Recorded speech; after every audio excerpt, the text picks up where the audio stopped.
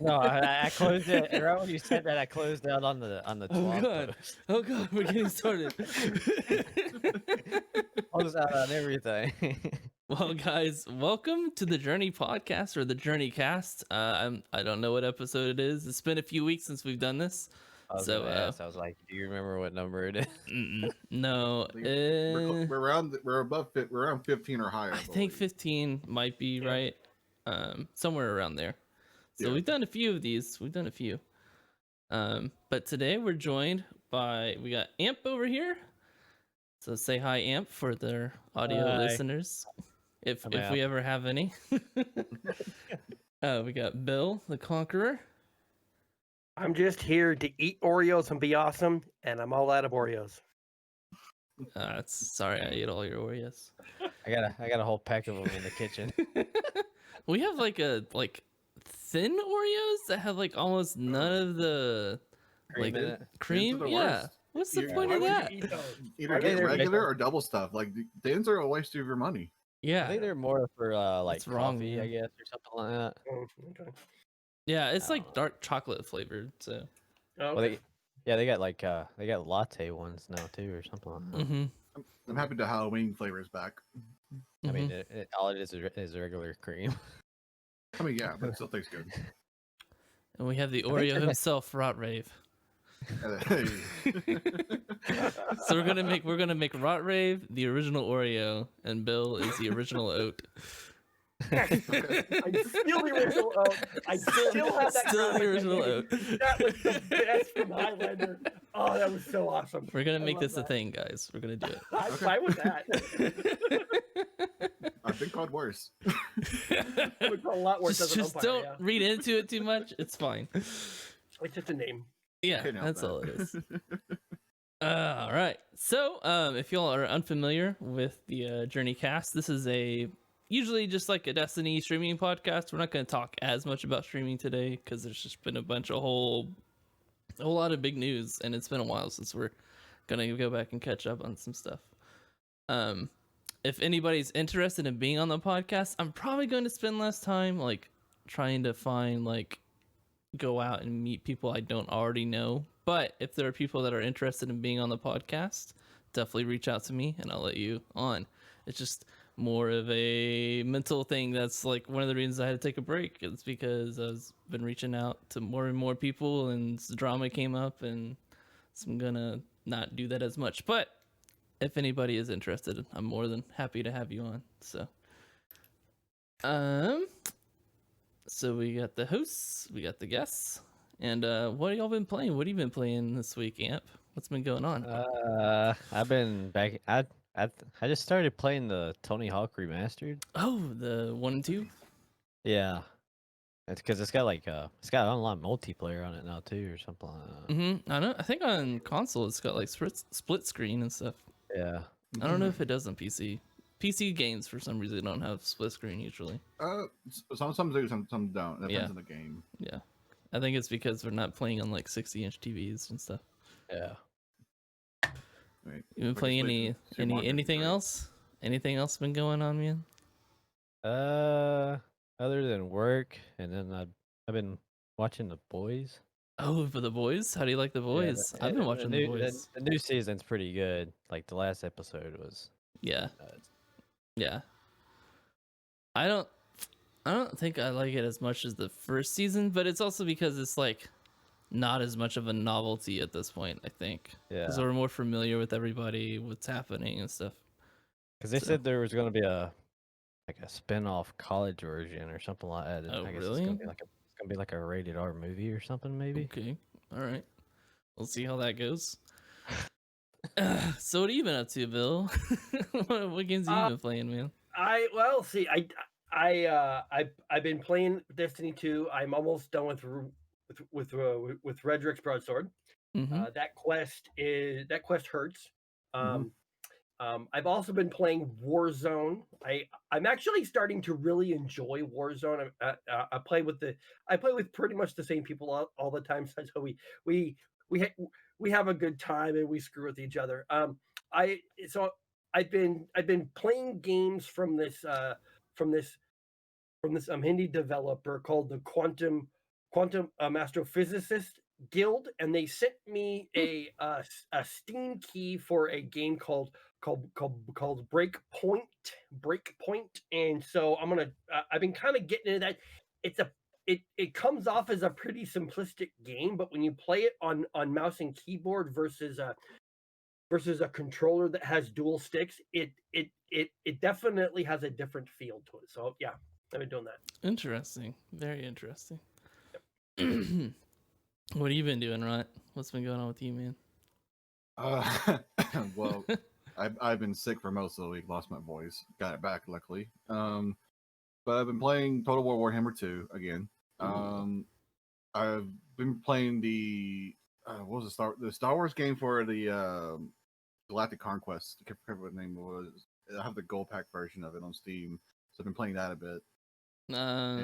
Like, is it an RTS game? Yes, it's the RTS one. I can't remember the name off the top of my head. Empire War. Yes, Empire War or Yeah. something like that. Yeah. And so I've been playing that because I've been, it's been on my list, and then finally got around to it, really. And of course, and as you know, I've been playing. I got to Diablo 3 last night, so I've been playing it. There's actually, you should look at.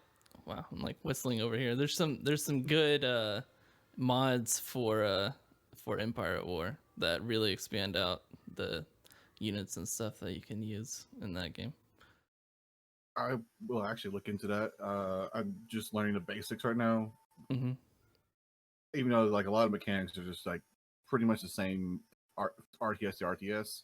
Yeah. But the concepts and like how units play and stuff is different usually. Yeah, I definitely like the space combat more so than like the ground combat. That's what drew me into it. Was the space combat in it? Yeah, I And mean, it it's is a Star Wars game. Well, yeah, but it's also got a really nice. I like the cinematic camera. Yeah, it's really cool. Very, very cool stuff. So actually, I was gonna ask you, Bill. Did you take a break from streaming as well for a little bit? So I took a couple days off this week. I'm working with a friend building out his software development startup. His wife runs a cookie business. So if you want to order some cookies, so they aren't shipping nationwide yet, but go check this out. Check out the Cookie Bar. So it's called cookiebar.co. Check that out. And I'm actually helping him and his wife do those two things. She makes some really good cookies, and so I'm helping them with content ideas. I do delivery and packaging, and I basically turned into kind of like their family's personal assistant right now. Okay, interesting. So some nights I don't get out of there till late. And so a couple of nights this week, I got home and I'm like, you know what? I would honestly rather spend time with my wife than to get the stream ramped up and to get everything set up and then sit there for an hour and a half going, I have no energy. I just have no energy. Yeah. And that's not a bad thing. I mean, I don't think at this point in my life, and I'm almost 50 now. I don't know if this point in my life I'm prepared to be like a full 24/7 content creator. I'm actually trying to branch out from my skill set that I've learned in streaming and gaming and do other things, and it's starting to work. Nice. So I'm enjoying the community that I have. It's a small community on my channel. No worries. Same here. I have great friends. I get invited to hang out with some awesome people in the UK and Australia, all over the world. So I look at my stream right now as more of a, we are going somewhere with it, but you know what? There honestly just isn't a huge panic rush about it. You know what I'm saying? I got you. I know what you mean. That's all. Well, I've been playing all kinds of different games recently. If you know me, you know I'm very ADD with the games that I play, so I switch up a lot. So last Saturday, I played through the entirety of the Crisis remaster. And and I've also been playing a lot of Star Citizen, which I've really been enjoying. And I'm working on putting out a video for like a beginner's guide kind of a thing for like people who come into the stream and watch me play, or people in our community might be interested, to kind of help them get started with that. Don't know that I recommend starting right now. Maybe wait for some server updates that they're gonna have. Hopefully in the next couple of months. We'll see how that goes. But I've also been playing. Well, I'll jump back into Destiny 2 because we did a raid yesterday. That was pretty fun. Yep. It was a good time. It was a good time. Great time. Great time. And then raid? also because y'all were playing Diablo and we were talking about playing some World of Warcraft, so I jumped on World of Warcraft a little bit last night for a couple hours. I also played a little bit of Nier Automata last night as well because it's part of Game Pass, and that's actually a really good game. Oh, it's on Game Pass. Thanks for letting me know. It is. It's been on my radar for a while. You don't know if it's on the PC version. I know it's on Xbox, but Speaking of Game Pass, Destiny is also in Game Pass. yeah, too. we're gonna talk about that. And I also went back and played some Guild Wars 2 today because I like Guild Wars 2 a lot more than WoW. So just did a dev mission because apparently my character, I left him off at like level 60 something. So I was like trying to relearn what I was doing and stuff and what all my abilities were and stuff. So that was fun. It was a good time. That's me when I jump back in my WoW character. Like, what was I doing? Mm-hmm. I just have all these quests here on my side screen. It's like, what was I doing? Yeah. How does all this stuff work? What kind of a build would I have here? I had to relearn the crafting system and the stuff like that because they did change it since I last played. Oh, really? So that was interesting. Yeah. Apparently they've had 2 expansions since the last time I played Guild Wars 2, and there's a 3rd one coming out in November, like everything else. So that'll be interesting. See if we actually spend any time in that. I really like Guild Wars 2. It's pretty fun. It's also got a soundtrack by Jeremy Soule, who is also the sound designer on the Skyrim and Elder Scrolls games. So speaking of Skyrim and Elder Scrolls, our first topic today is Microsoft acquires Bethesda, or Zenimax, the parent company of Bethesda and id, and the makers of Fallout, Elder Scrolls, and Doom. They have been bought by Xbox for $7.5 billion. So, what do y'all think of this move by Microsoft? And do you see Sony doing something similar, or do you think they could even afford to do something similar? On regards to Microsoft, correct me if I'm wrong, but don't they also own Obsidian? They do. Mm-hmm. Yep. They do. So they have a they have a monopoly on this genre, basically. Mm-hmm. And Obsidian is now, actually working on a Skyrim type game. There's a trailer for one. Yeah. Yes, and it actually looks really well done. At least Really for the trailer cool. game. It wasn't rendered gameplay. It wasn't cutscene. It was actual gameplay that we saw, and it looked really well done. Yeah. But I expect nothing less from Obsidian. Obsidian becomes a new BioWare, in my opinion, as far as their quality. Oh, there is a tweet somebody was asking them, does this mean that we can get a new Vegas 2? And then Obsidian did this on Twitter. So like, well, I don't know, maybe. I mean, there's hope for it, honestly. Yeah. So have any of y'all played any of the Bethesda games, Amp or Bill? Actually, the week before that was even announced, I was playing Youngblood. Oh, really? Yeah. I hadn't played that one yet. Well, so one of the things that's interesting is that they're what's the name of the studio that did like Dishonored and Prey? I literally just played through Dishonored 2. I can look it up real quick. Yeah, I'm disappointed. I literally just played through it. Arkane? Is it Arkane? Yes, Arkane Studios. Yeah. Arkane.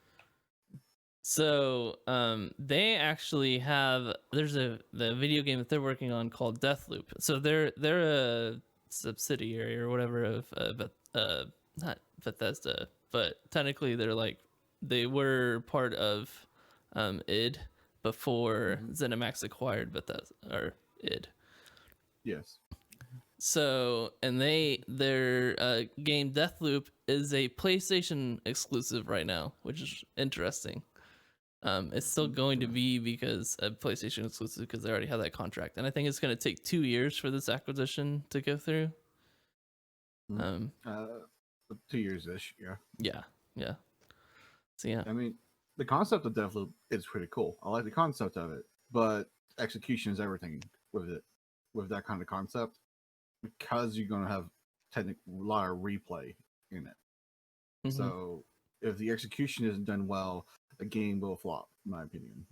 yeah. There's also a lot of like time loop games coming out. I think there's like a lot of timey-wimey 5? games out here.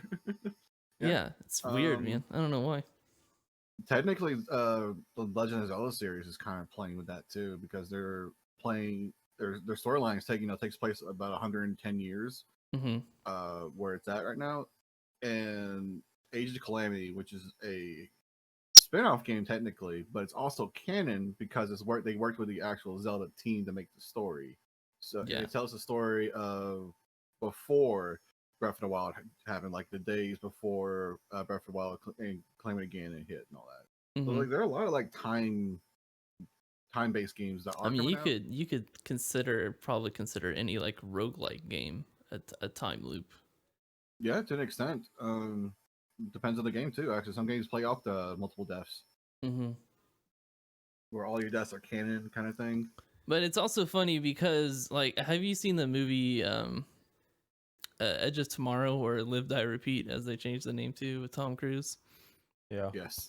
So it's funny because that's a time loop movie, but it's inspired by video games. So now we're getting video games that are time loop movies, which was originally inspired by the concept of dying in a video game and loading the last checkpoint. And there are a lot of games, even before now, that played out the concept of time paradoxes. Great example, Time Splitter 2. For anyone who remembers that game. That game was amazing. Time Splitter series. Yeah, no, that was so much fun. Yeah, I loved it. But like the concept of you got this key from a future version of yourself, and you hand that key back to your past self in like one of the first levels. It was a pretty cool concept, and it was new at the time. Not a lot of games did that kind of concept, and as time has gone on, we're seeing more people play with paradoxes, play with time loops, death loops, Groundhog Days, and stuff like that. There are a lot of there's been like 4 Groundhog movies in the last 5 years. The ones I can think of recently are there are 2 horror films and then like 3 others in the last 5 or 6 years. So what was the name of the Happy Death Day? And then there was she died. The girl was dying on her birthday. Yeah, and then there was a sequel to that as well. That was actually those were really, really good. I like those a lot. Yeah. So, it was interesting because right before this announcement came out, there was a series of rumors that Microsoft was in talks to buy Bungie out, and then I don't remember if it was DMG or Cosmo or somebody came out and said no, 100% not true, and when those rumors first popped up, I was like, there's no way Microsoft is buying Bungie because Bungie's library isn't big enough. So they went out and they bought Bethesda. This is more, as far as I'm concerned, this is more than just an acquisition of video games. You have 2 big names that can easily be turned back into other media, especially movies. You could take Skyrim and Doom right now in this moment. You could take Skyrim and Doom and turn them into movies. There is a new Netflix movie for Doom. Right. Yeah. So or the original Doom movie with The Rock. Yeah. See now, okay. So I watched that when it came out, and I'm like, oh my goodness. As I've grown up, I remember watching it when I was little. And I actually liked it, but now I've grown up, and I was like, okay, I can see why people don't like this. Yeah. And so this move, yes, it is about video games. What they're purchasing, not only do they get the content, but they get the community that comes along with it. they can then leverage those communities in various ways. One of those ways is making other media. Even though Netflix and Hulu want the content because they need it, because that's pretty much what people watch these days. There's also, I think, once the pandemic levels out, you're going to see a surge in movies from Hollywood. You're going to see a lot of movies really quick because production is basically stopped right now, and they've taken movies and delayed them a couple times, and it's just an ongoing mess. But what's going to happen is once everything clears up and people get out of the house, there's going to be a need for content. So, and there's also a history of Microsoft trying to do that. They've done a few Halo series. There was Forward Unto Dawn, and they had an anime series as well. And I think those are also on Netflix, and I think Forward Unto Dawn is on Amazon.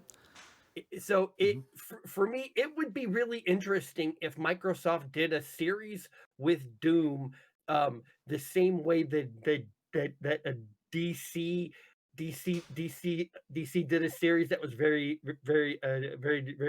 dark with like Batman and Superman and all that. I mean, those, even though they're technically cartoons, they're animated features. Some of those shows are really good. I mean, have you guys seen the Dead Space shows movie?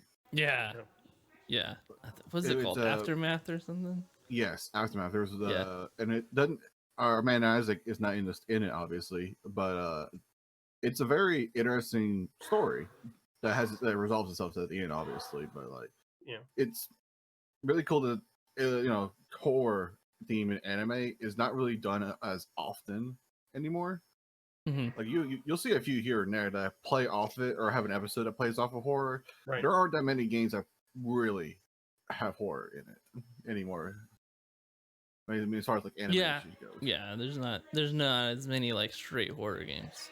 Yeah, because you can get away with a lot more. Like in the Dead Space one, like it shows, like for as cheesy as it is, it's animation of the I forget what the creatures are called, but coming back to animating. Necromorphs. The animations of the Necromorphs. Death Space.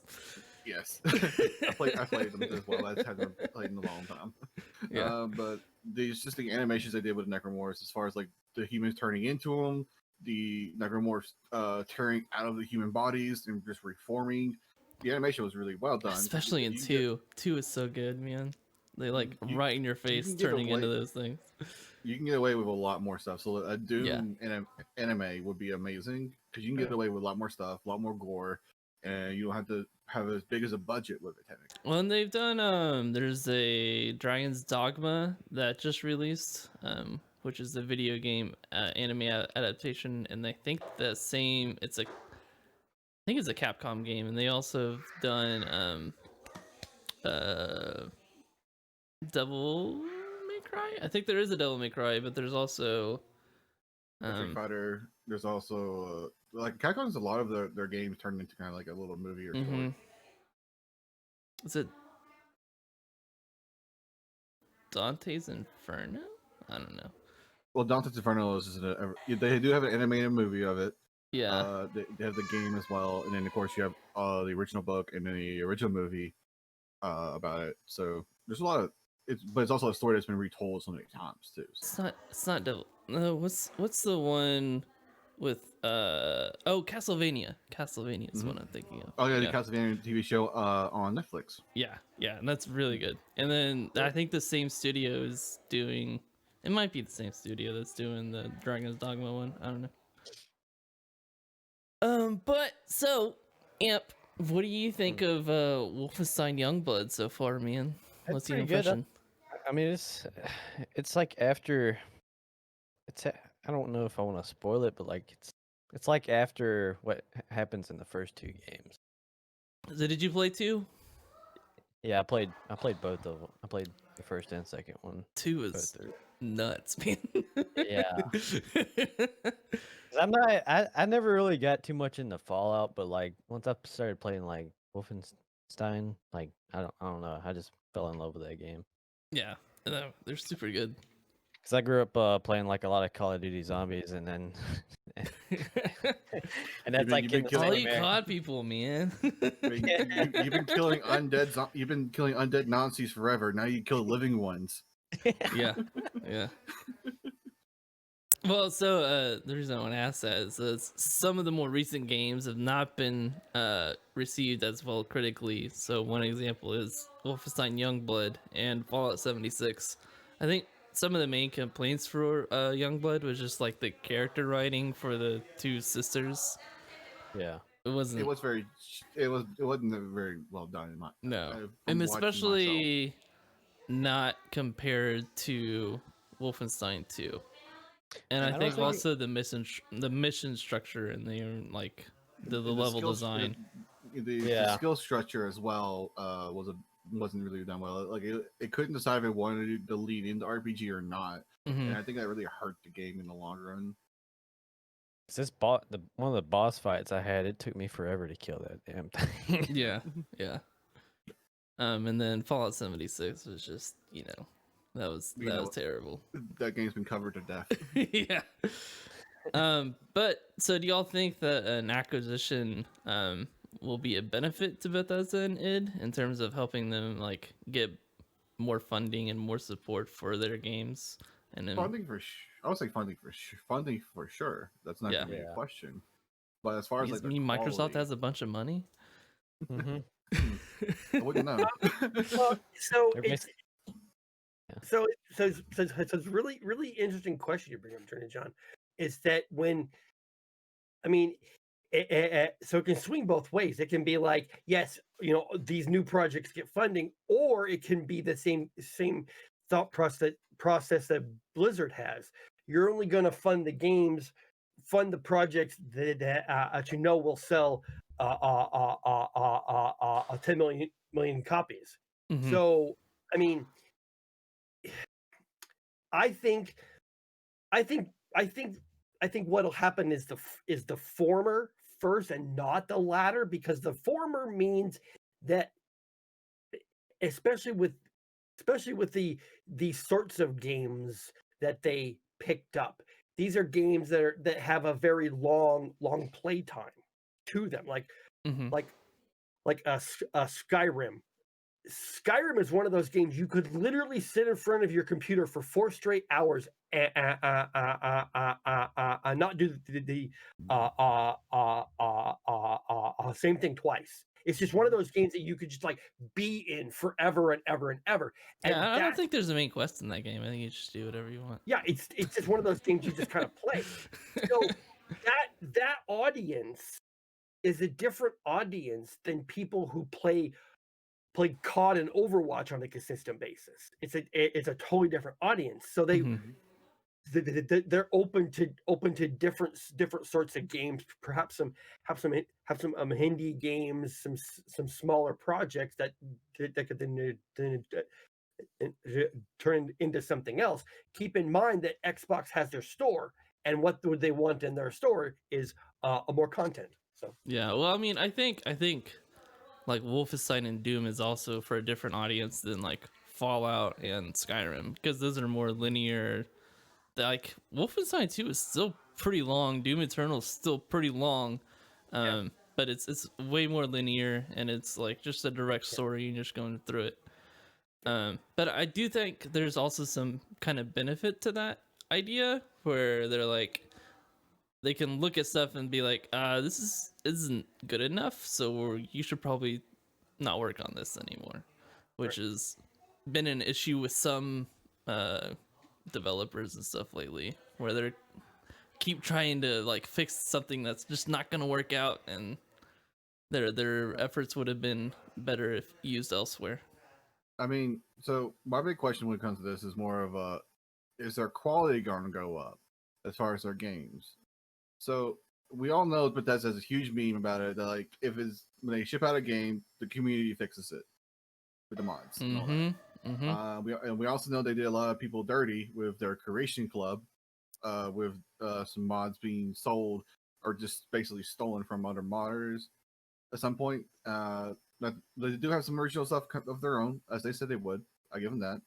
But there are some things that were just you're not paying for because you're on console, which I think is a bad move, but I can understand that. Well, I mean, they That's a had different topic in of free, itself. they did have free mods on Xbox, and that was one of the things is that Xbox allowed you to mod Skyrim and Fallout way more than PlayStation did. Mhm. So that was one of the advantages of playing on there. But yeah, I mean, I don't mind the idea of like helping modders get paid for the work that they're doing, no, but I you don't have to do it the right yeah. way. Yeah, there's better ways and more correct ways to go about it. Mm-hmm. But as far as like Like a PayPal. PayPal or a Patreon or something like that. But like when it comes to like the Bethesda, we all like I said, the modders fix their games most of the time, and they hardly ever do hot fixes themselves. But I would argue like there are a lot of analysis videos out right now. I've watched I don't know how many hours of Fallout 4 analysis videos where they're just talking about how Bethesda's games are not RPGs, and they aren't first person shooters. They are basically their own genres, and a lot of the community has deemed them Bethesda games as the genre. Yeah, I can see that. I can get behind that. The reason why it's not RPG is because there's no role play in them anymore. Like Skyrim, for example, for as awesome as that game has been since 2012, for the 8 years it's been around, it's the fact that there's no real choice with a lot of your dialogue anymore. With it all does is kind of never put you down more of a specific path than what a player it's more about your decisions are more about manipulating the world rather than like changing character traits about yourself. There is that, but that's the core. But the character traits is a core to RPG. Yeah. No, I mean that's I can understand how you would come to that. There's also a mod for Fallout 4 for the true dialogue mod. If you play Fallout 4 without this mod, with just vanilla, and go through the entire story, I recommend you get this mod and try it, and you would see the bad writing in of itself that has gone into a lot of Fallout 4's quest. I wouldn't agree with that because I've played through that. I've played through the game probably 6 times at this point, and I've played with that mod where it like the mod that tells you just straight what the dialogue is instead of the no, I wouldn't agree with that. I think the dialogue is good, but it's not super important to this discussion. No, but it just comes down to like my thing about quality from Bethesda, whether or not we're going to get quality out of them in comparison. Yeah. I think the quality is more in terms of I think their storytelling is okay. I think the issue is with their game engine and the consistency and the just how many bugs you get in the game essentially. I mean features, right? Yeah, the features. But do you also think that these major IPs from Bethesda will become Xbox exclusives, or do you think they'll be multi-platform? Xbox is very multi-platform friendly. Yeah, I agree. If they went with Sony, definitely they would become exclusives. But since it's Microsoft, I feel very confident in saying they're not going to be exclusives. because Xbox is trying to get away from like doing exclusives, except for like Halo. Well, no, Halo's not exclusive. On the day launch, the Halo Infinite launches, it's also on PC day one. Well, like yeah, console exclusive. Console exclusivity. Yeah, that's true too. Yeah, I mean, there's different options you can do. You can have the game free on Game Pass for Xbox, which is I think is the most likely scenario, and it'll still release on PlayStation for like $70 for the PlayStation 5 version because that's apparently what games are going to cost now. Or you could do like a 1-year exclusivity, kind of like Final Fantasy is done for their remake on PlayStation. It's also what Modern Warfare did. Yeah, it doesn't make sense. Or Epic. In the long run, exclusivity does not make sense unless you have such a massively popular game that let's you have such a massively popular game that really works well on the platform. And because consoles are so similar, it doesn't make sense to have something exclusive unless it's a great deal for the publisher and the platform. I mean, I was a time. I believe there was a time when Call of Duty was was was was PS5 only, or sorry, PlayStation only, and then it turned into that it launched on PlayStation, and PlayStation had like a certain period of time where it was just them, and then it launched on other platforms. But I don't think that exclusivity makes sense in the long run. Well, I mean, you'll hear people say all the time that they're the like Microsoft and Sony, they're gonna make more money off of their software sales rather than their console sales. So if you Yeah, have it on more consoles, you're just getting more sales anyways. exactly. Yeah. As far as like the Call of Duty thing, what was on with that is that Sony has exclusivity with Activision, so they get basically early access to things. Right. They have a 1 year exclusive of Modern Warfare right now, that will end in November when Cold War launches, basically. So basically, they had an entire game mode from Modern Warfare exclusive to PlayStation 4 only, and it was so controversial, and it still is. That is now that Cold War is coming out, the game mode is going to be available on all platforms. And the same thing happened with Destiny when they were part of Mhm. Activision as well. PlayStation, like even with games that aren't exclusively on the PlayStation platform, they will still have like early betas or 2 to 3 days access before anyone else does to these games. Well, I mean, And their that's the kind of exclusivity exclusive. deals is the only thing that sells PlayStation consoles at this point. Yeah. It's not. Yeah. It's not PlayStation Network. It's not PlayStation Plus. It's not Mhm. their services, Yeah, I mean, and I've I'm sure we've or all the performance of the console at this point. Originally, it Yeah. was the performance of the console because it was faster Yes. than the Xbox One, while also Yes. being cheaper. But and I'm sure we've all said this before. We all PC gamers, and we all said this. Why bother buying the Xbox Series X when I can play all of its games on PC now? Therefore, PlayStation is the only one that we should be buying. That that mindset. When you think of it, when it comes down to corporation wise, that's PlayStation's benefit right there. Like they have an edge because of that mindset. but it also works for Xbox because you can still get the Xbox Game Pass for PC. Yes, Yeah. but they count them as 2 separate Game Passes now. Yeah, yeah. Oh, if you get Ultimate, but, if you get If you get Ultimate, if you get Ultimate, yeah, if that's how it worked from the beginning. Yeah. And but what I'm saying is like as far as like there's console sales, that's going to hurt their sales overall. No, I mean not if they're Even- selling their games on PlayStation. I mean, true, but still, like if you're a PC gamer, you don't have a reason to buy an Xbox at all. If you are, but if you have a reason, you do have a reason to buy these PlayStation games because you won't see them on PC for another 4 years. Well, they're not going to lose money if you're buying their games on Windows. No, that's what I'm saying. But the console initial sales is what I'm saying. PlayStation's going to have a higher number of sales than Xbox is. That's what I'm saying. I'm not saying they're going to lose money on this. I'm saying that's how it's going to be. No, I got Hell, I can even play Destiny on my phone now with Game Pass. Yeah. Yeah.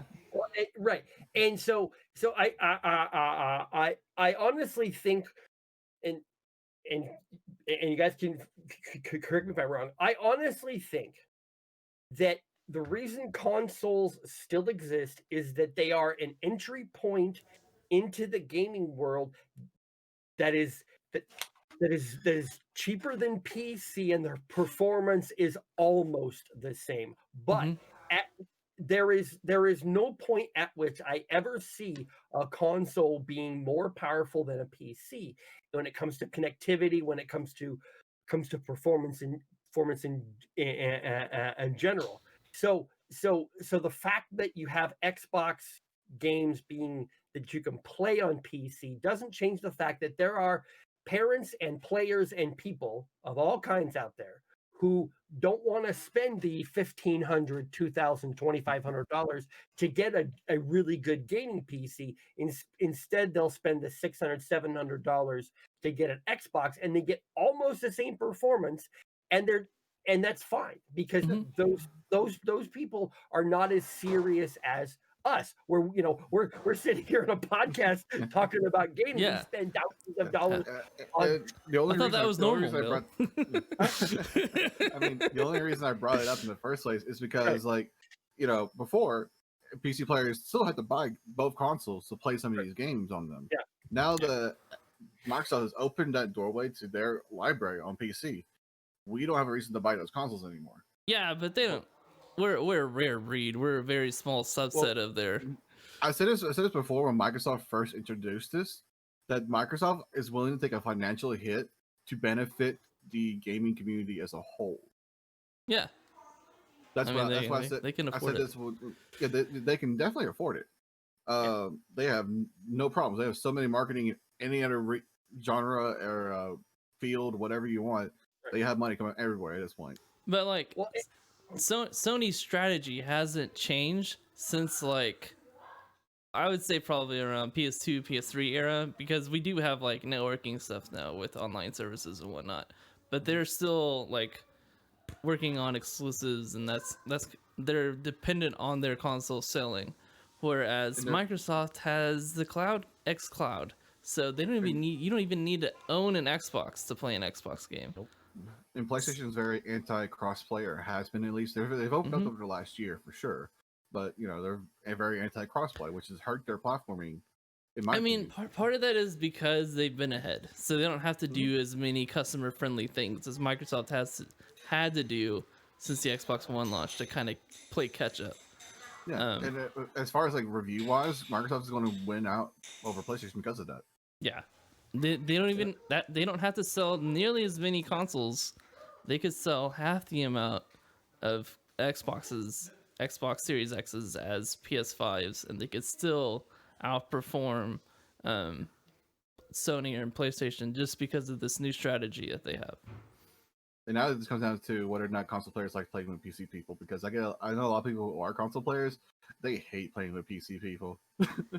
I don't blame them entirely, but the issue with that is I've gotten stomped by consoles before. The problem with that is that there's a lot more hackers on PC, so once they can start playing with PC players, they can also start playing with hacker.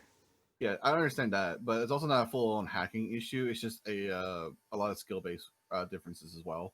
I don't know that that's the case anymore, man, because a lot of the conversation now is people complaining about the controller advantage with aim assist and stuff. It's going both ways. It's an argument that goes both ways. It does, yeah. As Shroud said, when it comes to competitive scenes, they should not be mixed.